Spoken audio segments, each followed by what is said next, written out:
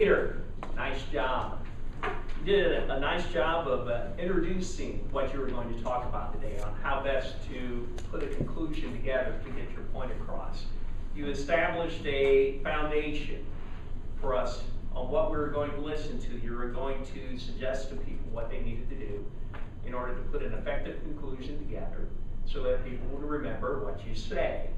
There was a logical flow to what you had to say. You followed the outline pretty well. Good tips: memorize the conclusion. I would say memorize the introduction too, and memorize the beginning of the speech as well. Don't backtrack, add information. That's something that makes the whole speech a little bit uneven, and so that was something that was good to include in your presentation. Now some points of amelioration, since I was really trying to figure out how to use that word today. With the introduction, you came up and you stood next to John right away. Usually what I try to do is to stand off kind of on the wings of the stage, so to speak. Whenever you're at a point of being introduced, then you stride up and you shake the Toastmaster's hand, and then you begin your presentation. You wanted to memorize your presentation. I think you were struggling with that a little bit, so you referred to the outline that you had on the lectern here. And because you did that, that made the presentation just a little bit uneven.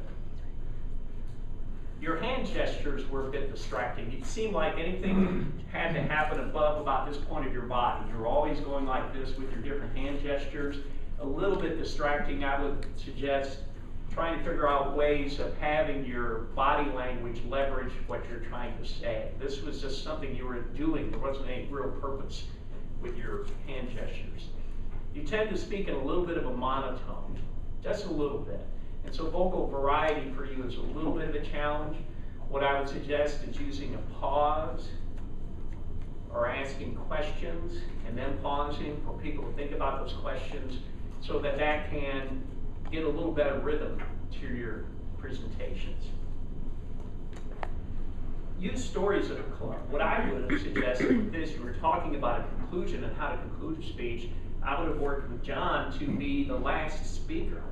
And then it would almost have been a table topic yourself where you would have evaluated the conclusions of the previous speakers based on what the manual had to say on what made for an effective conclusion, instead of being the first one. I'm always a believer in going deep instead of going broad. There are a lot of different ideas on how to conclude a speech here. Choose one and really examine it effectively and thoroughly in order to get your point across. So in conclusion, I think the conclusion starts with the introduction. We all need to do a better job of that. We need to write it. We need to make sure that the Toastmaster delivers it effectively. And too often, those two don't mesh and merge. Otherwise, you did a nice job of presenting the basics and using a call to action to close this evaluation. We should all focus more on closing our presentations. Thank you, Peter.